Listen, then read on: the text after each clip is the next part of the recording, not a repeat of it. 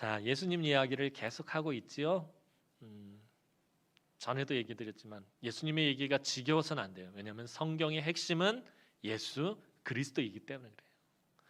구약 성경은 오직 예수 그리스도를 향해 있고, 신약 성경은 그 예수 그리스도를 통해서 열방으로 향해 있기 때문에 모든 성경 말씀은 예수 그리스도를 향해 있어요. 그렇기 때문에 복음의 핵심은 예수 그리스도입니다. 그래서 예수 그리스도는 아무리 이야기해도 지나침이 없습니다.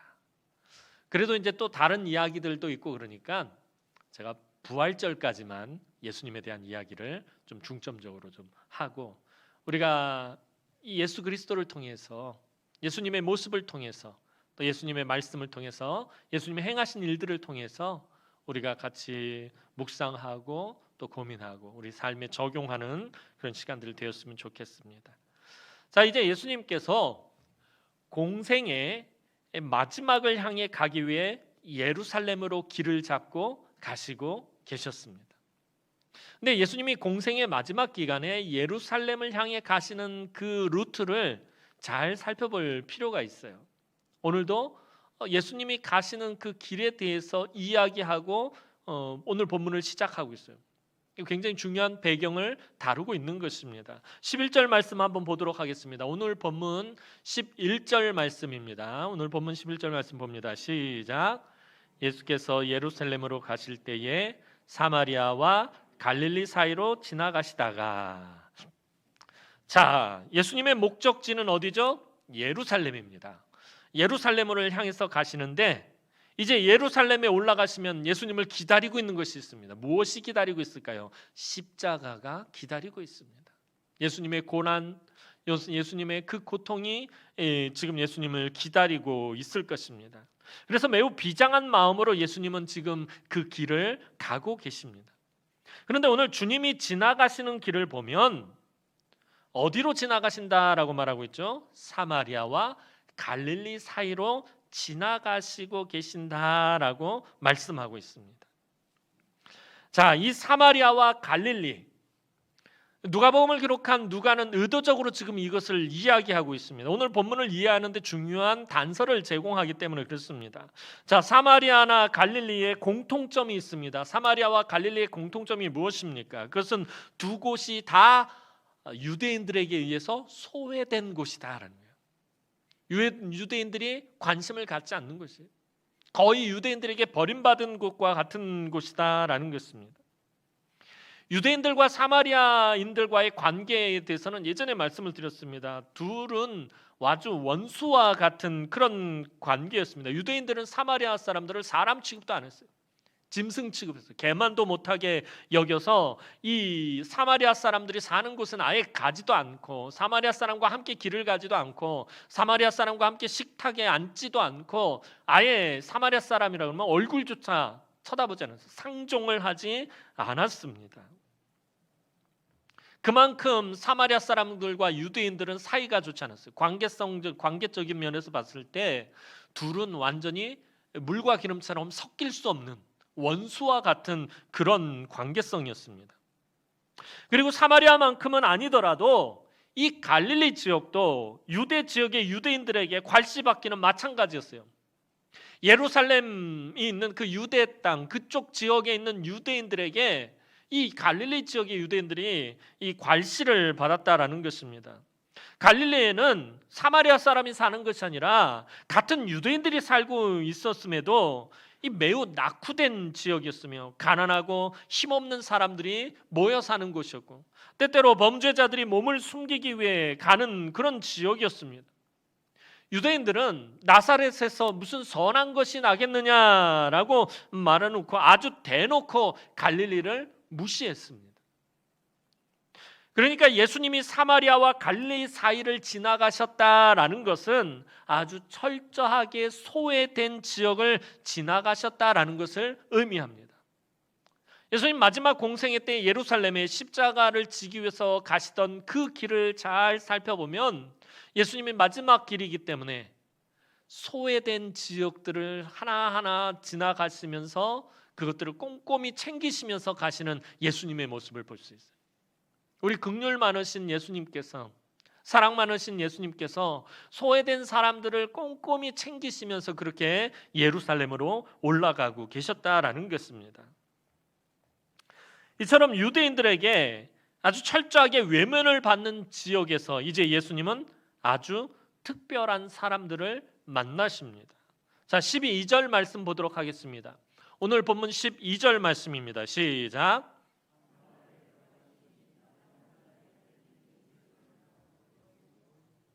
자, 소외된 지역에 있는 한 마을, 그러니까 소외된 마을이겠죠. 그 마을에 들어가시니 나병 환자 10명이 예수를 만나 멀리 서서, 자, 그들은, 예수님께서 만나신 사람들은 나병 환자들입니다.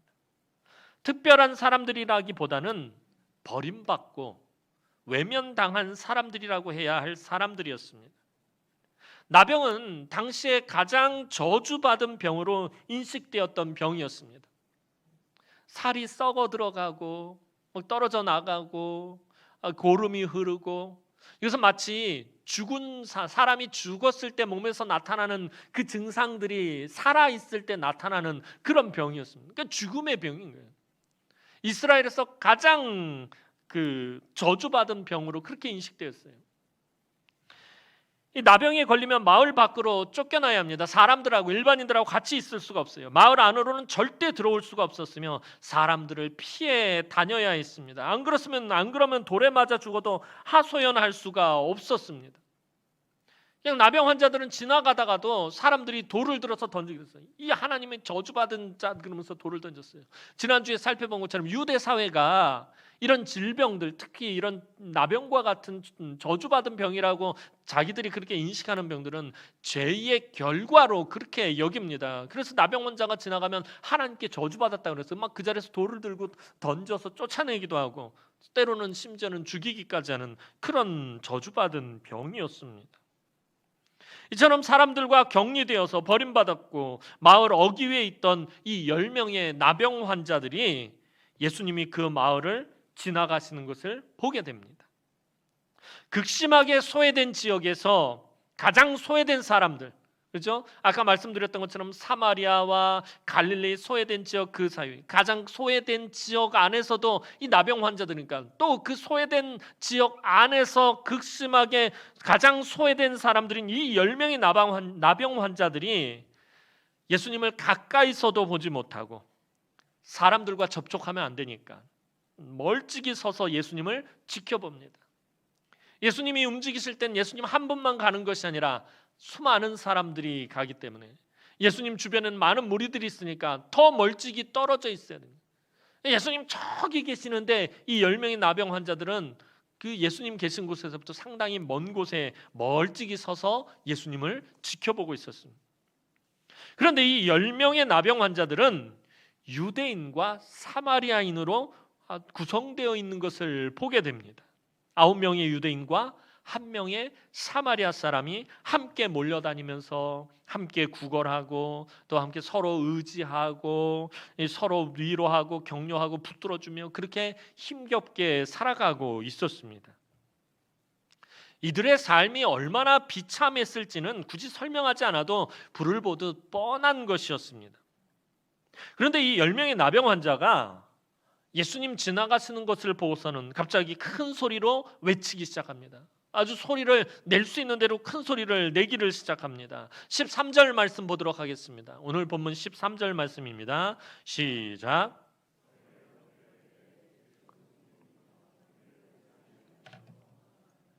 자, 아까 말씀드렸던 것처럼 사람들과 가까이에서는 안 돼요. 접촉을 하면 안 되기 때문에 멀찍이 서서 예수님으로부터 아주 멀찍이 서서 예수님을 향해 소리를 질렀던 것입니다.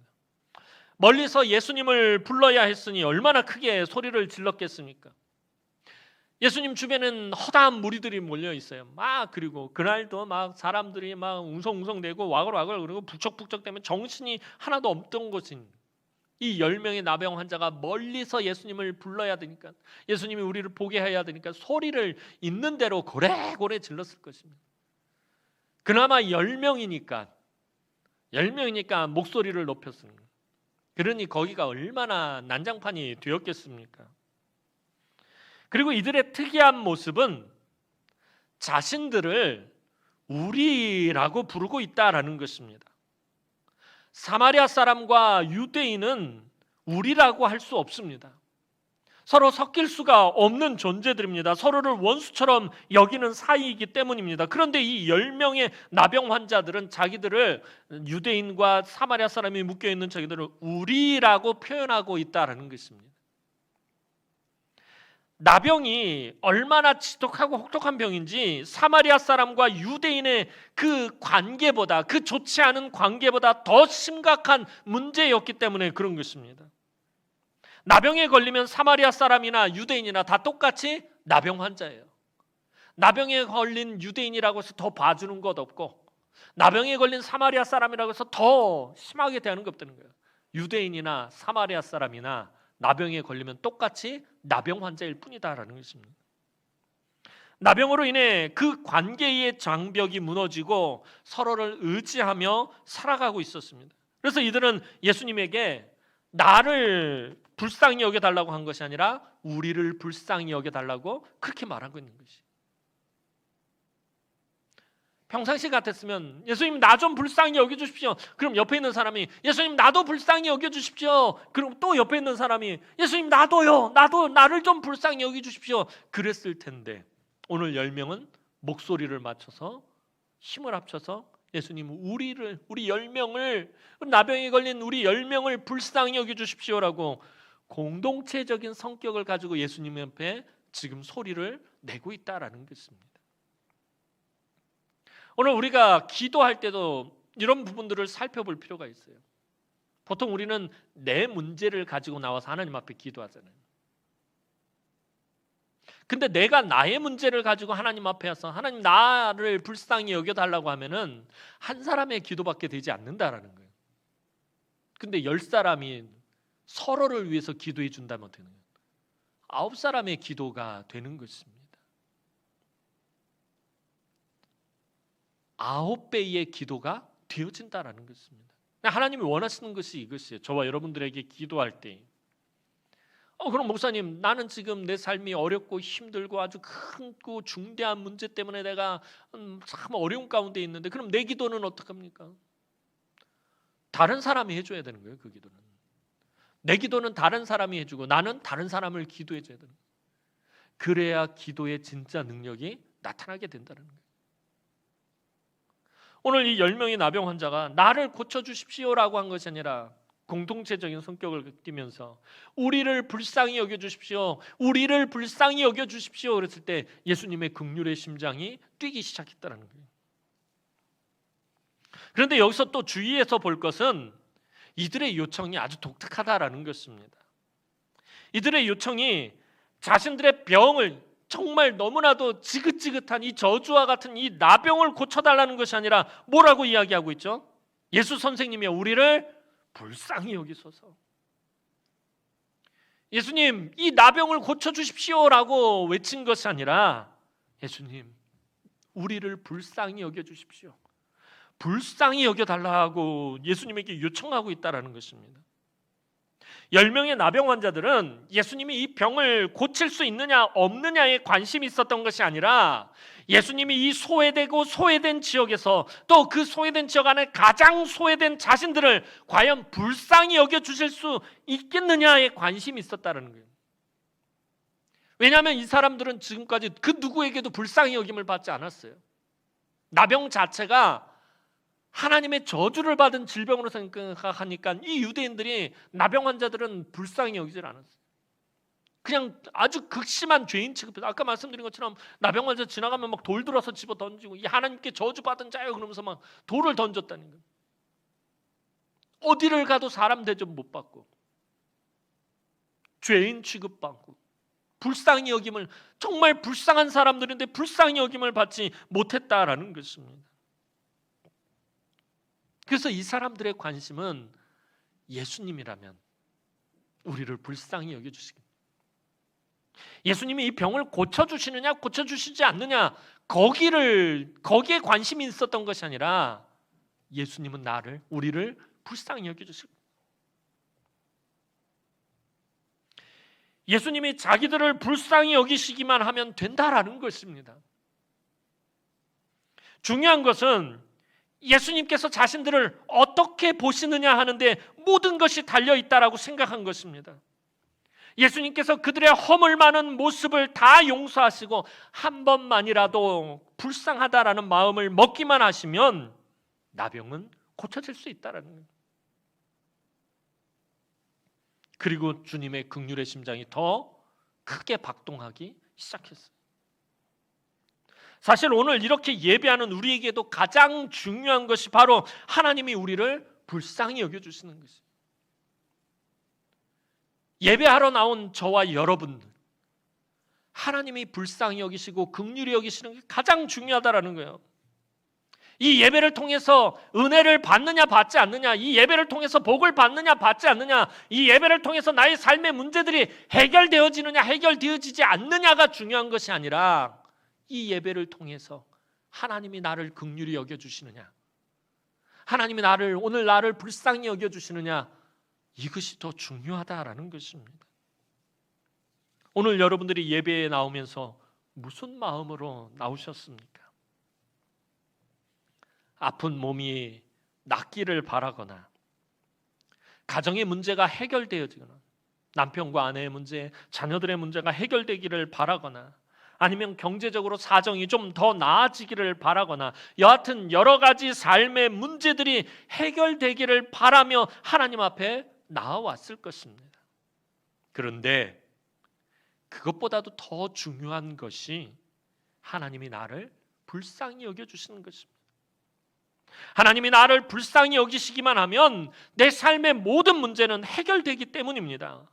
내가 아무리 모든 일이 잘 되고 번창하고 풍요롭고 아무런 문제가 없고 건강하다 할지라도 하나님이 나를 불쌍히 여겨주시지 않으면 아무런 소망이 없는 거예요, 그 사람은. 하지만 내가 중병에 걸렸어도, 물질적인 어려움을 겪더라도, 가정이 평안하지 않더라도 하나님이 나를 불쌍히 여겨주시기만 하면 그 어떤 상황 가운데서라도 소망이 있습니다.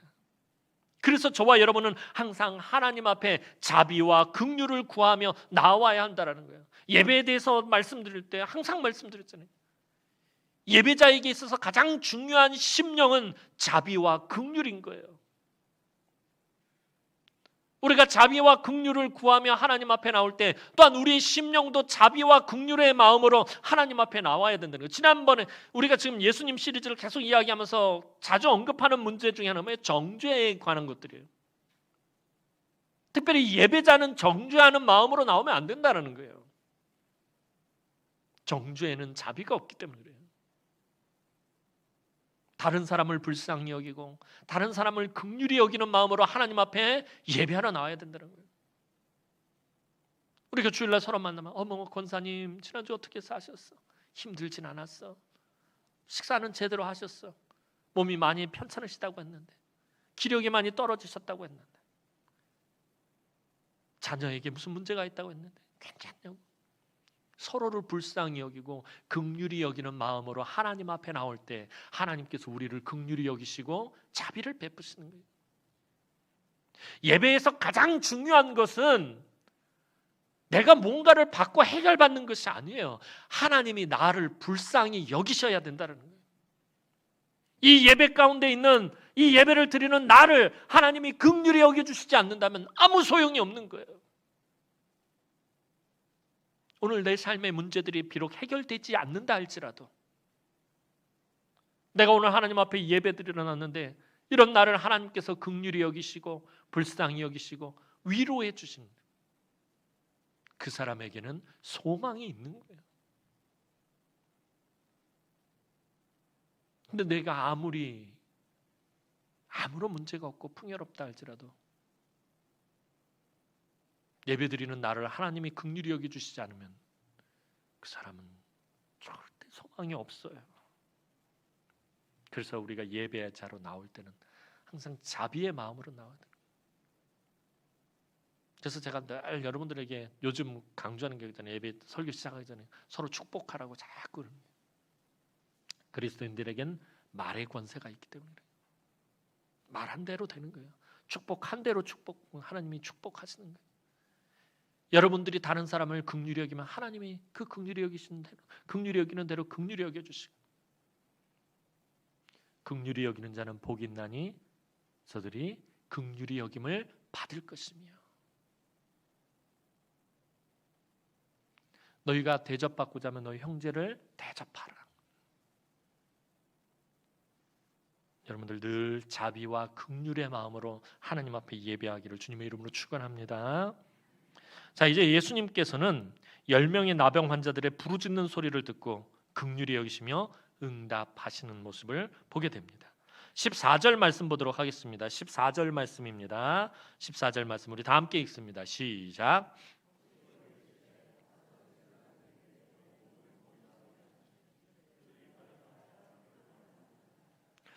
자, 그런데 오늘도 주님은 약간 독특한, 다른 때와 여느 때와는 다른 모습을 보여주시고 계세요. 우리 지난주에 살펴본 것처럼 날 때부터 맹인된 사람을 고쳐주실 때와 오늘 이 10명의 나병 환자들을 고쳐줄 때와 비슷한 겁니다. 예수님은 그 자리에서 바로 즉시로 그들을 고쳐주시지 않고 이들을 보내십니다. 누구에게로 보내죠? 제사장에게로 가게 하셨습니다. 다른 때 같으면 예수님 그 자리에서 직접 고쳐주셨는데, 우리 지난주에 살펴본 것처럼 날 때부터 맹인된 사람은 실로암, 그곳에서부터 멀리 떨어져 있는 실로암에까지 보내셨어요. 오늘도 이 10명의 나병 환자들을 제사장에게로 보내십니다. 이 길이 결코 쉬운 길이 아니에요. 왜냐하면 이들은 나병 환자이기 때문에. 나병 환자가 제사장을 찾아간다는 것은 유대 사회에서 있을 수가 없는 일이에요. 그들이 낫기 전에는 제사장에게 갈 수 없어요. 나병에 걸린 그대로 제사장에게 가면 돌 맞아 죽어요. 그런데 예수님은 그들에게 제사장에게로 가라라고 말씀하십니다. 즉 예수님은 지금 이들의 믿음을 테스트하시는 거예요. 이들의 믿음을 보시는 거예요. 물론 예수님께서 바로 그 자리에서 그들의 나병을 치료하시는 것 문제도 아닙니다. 그러나 예수님은 그 10명의 나병 환자들을 그 자리에서 치료하시지 않고 제사장에게 가라라고 하셨어요. 지난주에 예수님께서 날 때부터 맹인된 사람을 실로암으로 보내셨던 이유는 뭐예요? 하나님이 하시고자 하는 일을 나타내기 위해서였어요. 오늘도 마찬가지인 것이에요. 예수님께서 그 사람들을 바로 그 자리에서 고쳐주시지 않은 것은 병이 낫는 것보다 더 중요한 것이 있기 때문에 그러신 거예요. 이들에게는 지금 병이 낫는 것보다 더 중요한 문제가 있다는 것을 예수님은 아셨기 때문에 그런 것이에요. 우선적으로 예수님은 일단 예수님의 말씀을 믿고 순종하는 것을 보기 위해서 이들에게 그것을 요청하셨어요. 예수님께서는 이 사람들의 믿음을 한 단계 더 끌어올려서 더 큰 은혜의 자리로 나아오기를 원하셨다라는 것이에요. 단순히 병을 고침받는 것, 거기서 끝나는 것이 아니라 병 고침받고 그냥 집으로 돌아가는 건 여기서 끝나는 것이 아니라 더 큰 은혜의 자리로 나아오기를 원하셨다라는 것입니다. 그것은 예수님이 직접 환부를 만져서 고쳐주시거나 당장 자신들의 눈에 무엇인가 낫는 현상이 없어도 예수님의 말씀을 그대로 믿고 순종해 보라는 것을 시작하고 있어요. 그렇다면 왜 예수님은 제사장에게로 가라고 하신 것입니까? 율법에 따르면 나병이 치유되었다라는 것을 확인해 주는 사람이 제사장이기 때문이에요. 나병이 나았는지 안 나았는지 그것을 확인해 주는 사람 제사장입니다. 레위기에 보면은 여러 질병, 특별히 피부병과 나병에 관한 규례가 있어요. 그때 제사장이 그것을 보고 판단해야 돼요. 제사장이 보고서는 나병이 발생했다는 걸 알면 바로 이 사람을 격리 조치시킵니다. 공동체에서 쫓아냅니다. 마을 밖으로 나고 진 밖으로 내보내버립니다. 그리고 그 사람이 나았을 때 제사장이 보고 나았다라는 것을 확인해 줍니다. 제사장이 병이 다 나았음을 선언하면 그 사람은 멸시받던 삶에서 벗어나 다시 사람들 속으로, 유대 공동체 속으로 들어갈 수 있었습니다. 따라서 제사장에게 가라고 하신 말씀은 예수님께서 이 병을 고쳤으니까 가서 제사장에게 확인해 보라는 말씀과 같은 말씀인 것입니다. 그렇다면 주님이 이 말씀을 하실 때 이들의 병이 고침을 받은 것입니까? 제사장에게 가서 너희의 몸을 보여라 라는 말씀은 이들의 병이 고침을 받았다라는 것을 의미하는 것인데, 그 예수님께서 이 말씀을 하셨을 때 이 10명의 나병 환자들의 병이 고침을 받았느냐라는 것이 아니죠. 주님이 말씀하실 때도 이들의 몸에서는 고름이 흐르고 살이 문드러지고 있었어요. 하지만 이들은 변함이 없는 자신들의 상태에는 아랑곳하지 않았어요. 자신들의 지금 상태가 여전히 나병이 발하에 있는 상태라는 것에 문제 삼지 않았다라는 거예요. 예수님의 말씀을 귀 기울여 듣고 그 말씀을 듣고 가다가 제사장에게 이르기도 전에 모두 다 고침을 받았다는 거예요. 그들이 가다가 깨끗함을 받은지라라고 말씀을 하고 있어요. 예수님 앞에 있을 때 고침을 받은 것도 아니고 제사장 앞에 갔을 때 고침을 받은 것도 아니고 가다가 중간에 고침을 받았던 거예요. 이 사람들이 예수님의 말씀을 믿지 못했다면 제사장에게로 가지 못했을 것입니다. 왜냐하면 나병이 낫지도 못했는데 제사장에게 간들 무슨 소용이 있겠어요? 뭐가 이렇게 막 이렇게 회복되고 막 사그라드는 게 보였다면 모를까? 그게 아니에요. 예수님이 제사장에게 가서 너희 몸을 보이라라고 말씀했을 때도 여전히 몸에는 고름이 흐르고 살이 문드러져 있었다는 거예요. 자기들이 봐도 자기들 몸에 나병이 나은 게 아니에요. 그런데 제사장에게로 갔단 말입니다. 이 사람들이 예수님의 말씀을 믿지 못했다면 결국 그렇게 하지 못했을 것입니다. 예수님 그러지 말고 다른 사람들을 고쳐주신 것처럼 우리 나병 걸렸으니까 우리 몸에다 이렇게 손을 얹고 짖지 못하실지라도 그냥 이 자리에서 고쳐주시면 안 될까요? 하고 때를 썼을지도 몰라요.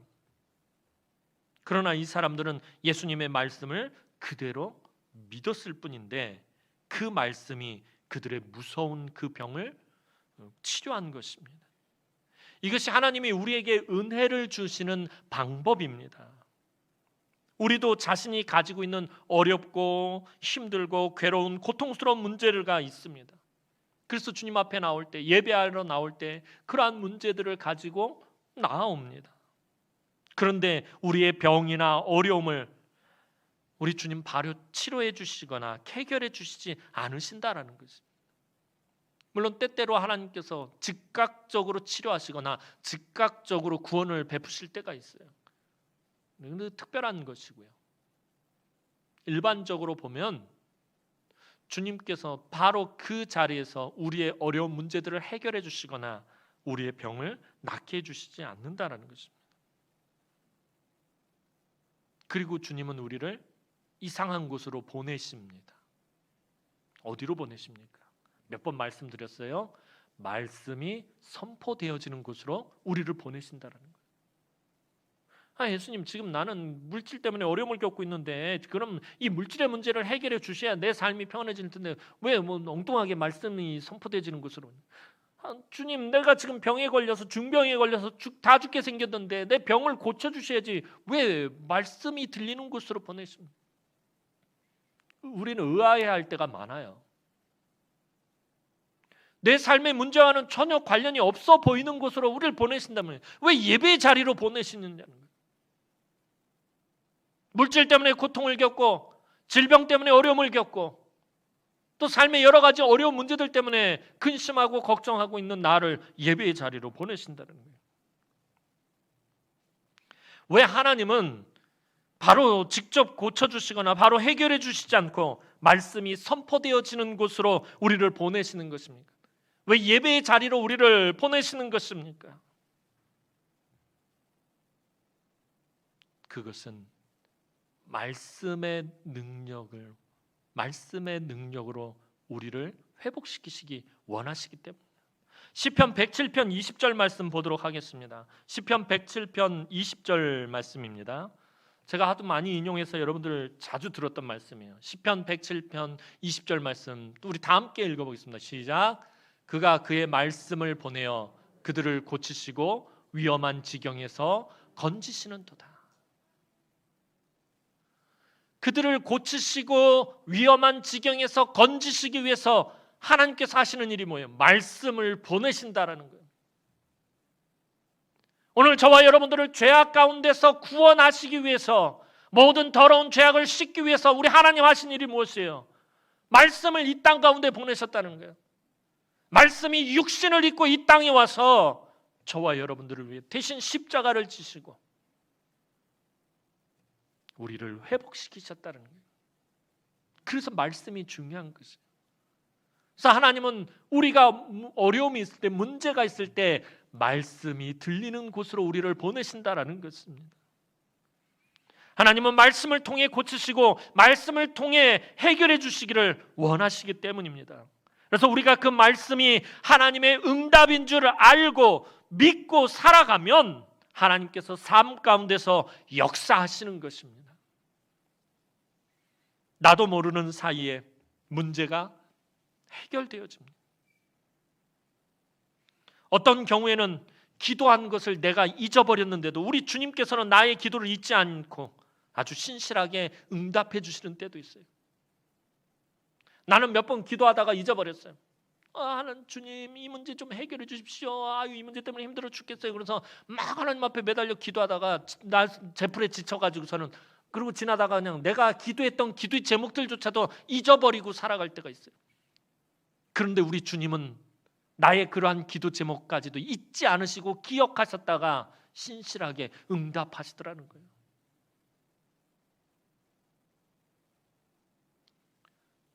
기도 물고기 스티커 안 내신 분들이 올해는 유난히 많아요. 제가 지금 코로나 때문이라고 그렇게 생각하고 있는데 예년에 비해서 한 100명 정도 덜 내신 거예요. 왜 이것을 하고 있어요? 매년 왜 여러분들 괴롭히려고, 연초에 여러분들 귀찮게 하려고 제가 여러분들 골탕 먹이고 것이다 그래서 몽현실에서 저 혼자 룰루랄라 할까봐 여러분들 연초에 기도 제목을 적고 그 기도 가지고 기도하시는, 연말에 응답하시는 하나님을 체험하라는 거예요. 여러분들 기도하시다가 보면은 연말까지 저 기도 제목 가지고 기도하시는 분들은 아마 우리 교회 별로 없으실걸요. 아마 하다가 중간에 다 손 놔버리고 다른 갑자기 문제가 터져서 이 기도 제목 제쳐놓고 다른 기도하고 막 그러고 그냥 지쳐가지고서 나중에는 해발레 해버리는. 그런데 우리 주님은 우리의 그 기도 제목을 잊지 아니하시고 기억하시고 응답하신다는 거예요. 그걸 좀 체험하시라고, 그 기도의 능력을 체험하시라고 이걸 하는 거예요. 지나온 내 삶 가운데서의 기도의 제목들, 우리 주님이 잊지 않고 응답하신 것들이 얼마나 많은지 알게 되면 여러분들은 아마 막 자지러질걸요. 놀래 자빠질 거예요. 내가 기억하지 못하는, 내가 잊어버린 기도까지도 우리 주님은 기억하고 계시는구나. 그래서 당장 응답이 되지 않는다고 해서 그 자리에서 포기하는 건 믿음이 아니다라는 거예요. 하나님이 하시고자 하는 일이 있기 때문에, 지금 이 문제를 해결 받는 것보다 더 중요한 것이 있기 때문에 우리로 하여금 기다리게 하시는 것이고 우리로 하여금 그곳으로 가게 하시는 것이죠. 15절에서 16절 말씀 보도록 하겠습니다. 15절에서 16절 말씀입니다. 15절에서 16절 말씀 함께 보겠습니다. 시작.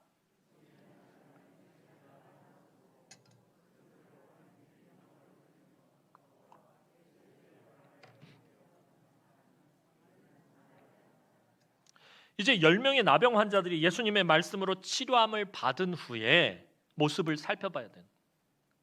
유대인 9은 예수님께로 다시 돌아오지 않고 제사장에게 확인을 받고 유대 공동체로 돌아가 버렸어요.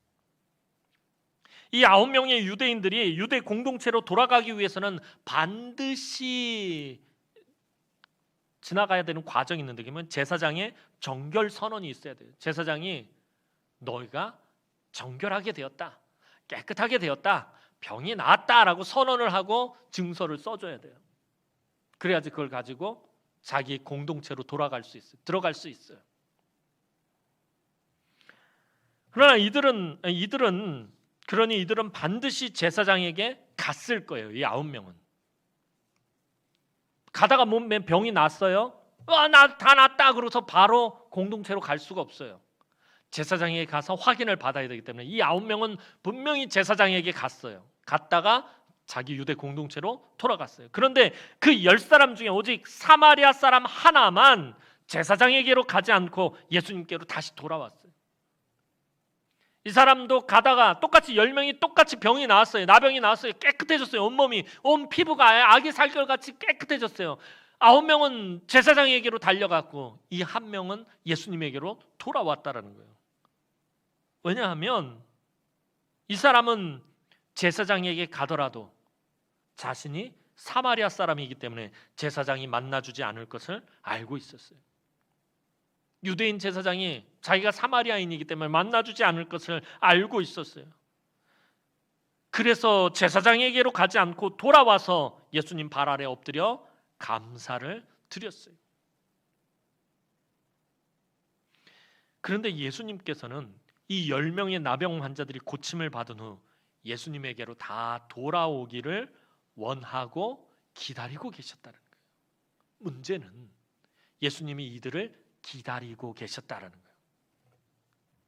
제사장에게로 가라라고만 말씀하셨는데 거기서 끝난 것이 아니라 예수님은 이들이 예수님에게로 돌아오기를 기다리고 계셨다는 거예요. 17절에서 18절 말씀 보도록 하겠습니다. 17절에서 18절 말씀입니다. 시작.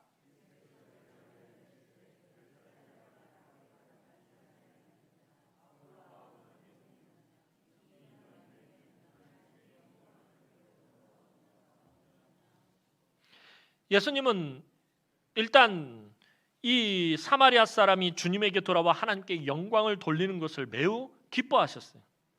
그리고 예수님은 마치 아무것도 모르는 것처럼 그 아합은 어디 있니? 그 아합은 어디로 갔어? 하고 물어보십니다. 이것은 그들 모두가 다 예수님께 나아올 것을 기대하고 기다리고 계셨다라는 것이에요. 왜냐하면 그들을 향하신 주님의 목적은, 이 10명의 나병 환자들을 향하신 주님의 목적은 그들의 병이 낫는 것이 아니기 때문이었어요. 병이 낫는 게 목적이었다면 예수님이 이들을 기다릴 필요가 없어요. 병이 나았으면 돌아가면 되는 거예요. 그런데 예수님 기다리고 계셨다는 거예요. 그렇다면 예수님은 병이 낫는 게 목적이 아니었다라는 거예요. 그거는 어느 곳을 향해 가는 한 과정이었을 뿐이에요. 예수님께서는 그들이 더 큰 믿음을 가지고 더 큰 은혜의 자리로 나아오기를 원하셨다라는 것입니다. 거기서 만족하지 말고 더 큰 은혜를 사모하기를 원하셨다라는 것입니다. 내가 삶의 어떤 문제와 어려움으로 너무 큰 고통을 당하다가 문제를 해결받는 것, 이 은혜입니다. 그래서 우리 입에서 나오는 말이 뭐예요? 하나님 은혜다. 여러분들 삶의 어려운 문제가 해결되면 제일 먼저 입에서 나오는 말이 그잖아요. 하나님 감사합니다. 이거 다 하나님 은혜입니다 라고 말하잖아요. 그리고 직장에서 실패했다가 직장에서 다시 문제가 해결되고 축복을 받는 것, 은혜입니다. 이거 큰 은혜예요. 가정에 여러 가지 문제가 해결되어서 평안해지는 것도 은혜입니다. 자녀가 말썽 부리다가 자녀가 이제 정신 차리고 이 철이 들어서 돌아오는 것도, 이것도 은혜예요. 하나님 은혜다. 우리 입에서 나와. 이거 다 하나님 은혜인 줄 알아요. 그러나 그것이 은혜의 전부가 아니다라는 거예요. 그런데 우리는 그게 은혜의 전부인 줄 알아요. 내 삶의 모든 문제들이 해결되어지는 것이 은혜의 전부라고 생각해요. 그러니까 늘 그거에 집착하고 그거에 얽매이는 거예요. 병이 낫지 않으면 그래서 실망하고 낙심하고, 내가 계속해서 가난한 삶을 살아가면 그것 때문에 마음이 상하게 되는 거예요. 삶의 어려움들이 해결되지 않으면 하나님을 원망하는 거예요. 그것만이 은혜라고 생각하기 때문에 자꾸 거기에 안주하고 거기에 자꾸 집착하려고 하는 거예요. 그래서 예배 드리러 나오면서도 계속 그 문제들이 해결되고 그 은혜를 받기만을 원하고 있는 것이에요. 그러니 그게 채워지지 않으면 분노하면서 나아가는 것이에요. 실망하고 낙심하게 되는 것이에요.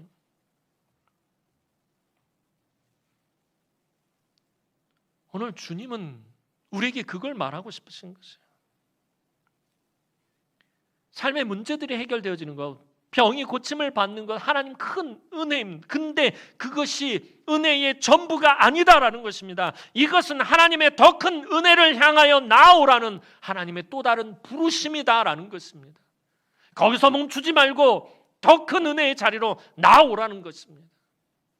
그것이 기폭제가 되어서 하나님의 은혜가 더 풍성해지는 곳으로 나아오라는 것입니다. 이제 예수님은 병 고침을 받은 사마리아 사람에게 놀라운 선포를 하십니다. 더 큰 은혜를 베푸십니다. 오늘 예수님이 선포하신 것이 무엇이에요? 이 사마리아 사람에게 구원을 선포하셨다는 것입니다. 우리 지난주에 시간이 없어서 다 살펴보지 못했지만 날 때부터 맹인되었던 사람, 실로암에 가서 고침을 받고 돌아온 사람을 나중에 예수님이 만나게 돼요. 따로. 그리고 그에게 물으십니다. 네가 인자를 믿느냐? 예, 내가 인자를 믿습니다. 내가 예수님을 믿습니다. 예수님은 그를 실로암으로 보내셨어요. 하나님이 하시고자 하는 일을 나타내기 위해서. 그의 눈이 낫는 것보다 더 중요한 것이 있어서 그를 글로 보내신 것이에요. 안 그랬다면 그 자리에서 고쳐주셨을 것인데 그가 믿음의 단계로 나아오는, 예수님을 믿는 믿음의 단계로까지 예수님 그를 끌어올리셨던 것이에요. 오늘 예수님께서는 예수님에게로 돌아온 이 사람에게 구원을 선포하십니다. 19절 말씀 보도록 하겠습니다. 19절 말씀입니다. 시작.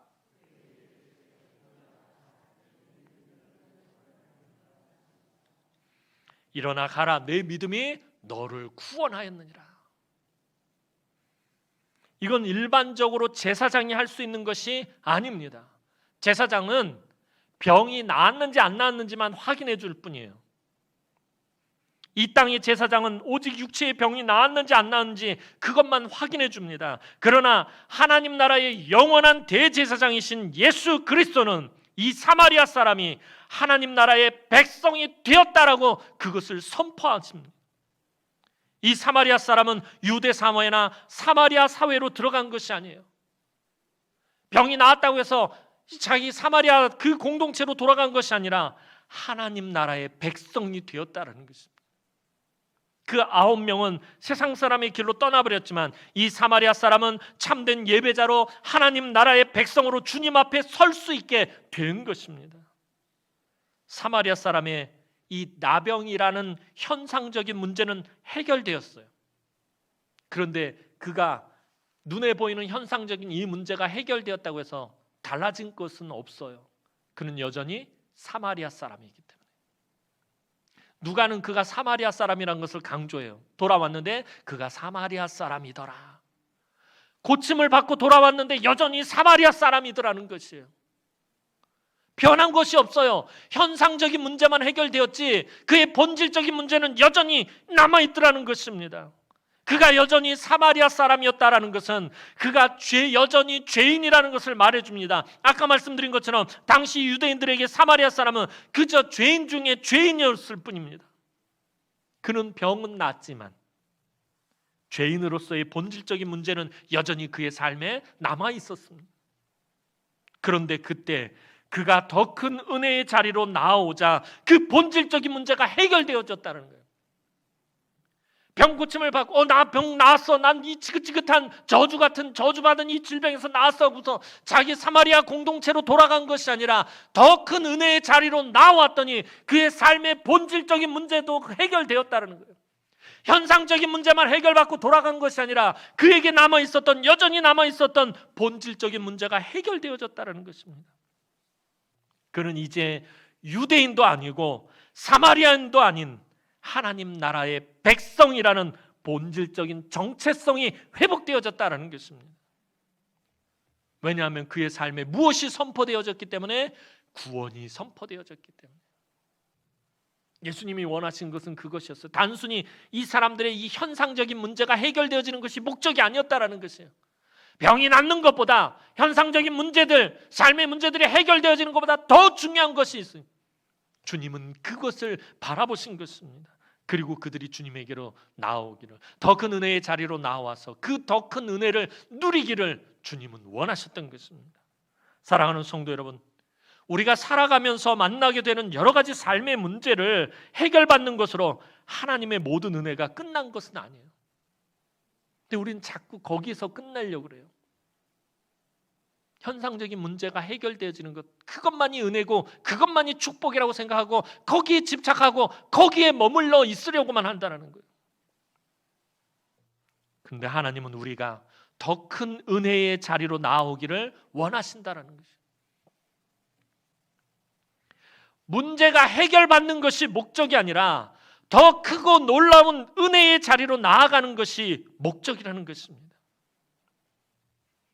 저와 여러분들은 이미 예수 믿을 때에 한 번 죽었던 사람들이에요. 예수 믿었는데 아직도 내가 펄펄 살아있다면 예수 믿는 거 아니에요. 저와 여러분들은 예수 믿을 때, 내가 예수 그리스도를 나의 구주로 영접했을 때 다 죽었던 사람들이라는 거예요. 우리 모두는 예수 그리스도와 함께 십자가에 못 박혔던 사람들이기 때문이에요. 내가 그리스도와 함께 십자가에 못 박혔다라고 사도 바울 분명히 말하고 있어요. 예수를 구주로 영접할 때 우린 모두 십자가에 못 박힌 사람들이에요. 다시 말해서 그때 이미 죽었던 사람들이라는 거예요. 그래서 이제는 내가 사는 것이 아니라 내 안에 계신 그리스도께서 사시는 삶을 살아야 하는 사람들이 바로 저와 여러분들이라는 거예요. 세상으로 돌아가서 다른 사람들의 인정을 받고 세상의 부요함과 성공, 세상에서 출세하고 세상에서 번성하고 세상에서 잘 먹고 잘 사는 것이 우리 하나님께서 주시는 은혜보다 더 중요할 이유가 절대 없는 사람들이 바로 저와 여러분들이라는 것입니다. 우리는 하나님이 주신 은혜로 하나님께 다시 돌아와서 감사드리는 삶을 살아야 하는 사람들입니다. 그저 눈앞의 이익을 추구하는 것이 아니라, 눈에 보이는 현상적인 문제를 해결 안 받는 것이 아니라 더 큰 은혜를 사모해야 합니다. 그러면 구원이 선포되는 더 큰 은혜를 보게 될 것이에요. 하나님의 구원이 내 삶 가운데 선포되어지는 더 큰 은혜를 체험하게 될 것이에요. 본질적인 우리의 삶이 회복되어지고 본질적인 우리의 정체성이 회복되어지는 것을 목격하게 될 것입니다. 이제 삶의 현상들이 해결되는 것만이 삶의 목적이 아닌 더 큰 은혜를 사모하며 더 큰 은혜의 바다로 나아가는 사랑하는 주의 귀한 우리 모든 남흥의 성도들이 되기를 주님의 이름으로 축원합니다. 기도드리겠습니다. 사랑과 은혜가 많으신 아버지 하나님, 은혜와 사랑을 진심으로 감사를 드립니다. 하나님, 우리가 늘 하나님 베풀어 주시는 그 은혜로밖에 살 수 없음을 이 시간에 고백합니다. 그래서 그 은혜를 사모할 수밖에 없고, 그리고 우리가 더 큰 은혜의 자리로 나아갈 수밖에 없음을 이 시간에 고백합니다. 우리 성도들이 그저 삶의 현상들이 해결되어지는 것에만 머무는 것이 아니라, 그 은혜에서만 머무는 것이 아니라 더 큰 은혜를 사모하며 우리 하나님의 더 큰 은혜의 바다로 나아가는 우리 남흥의 성도들이 되게 하여 주옵소서. 감사드렸고 예수님의 이름으로 기도하옵나이다. 아멘.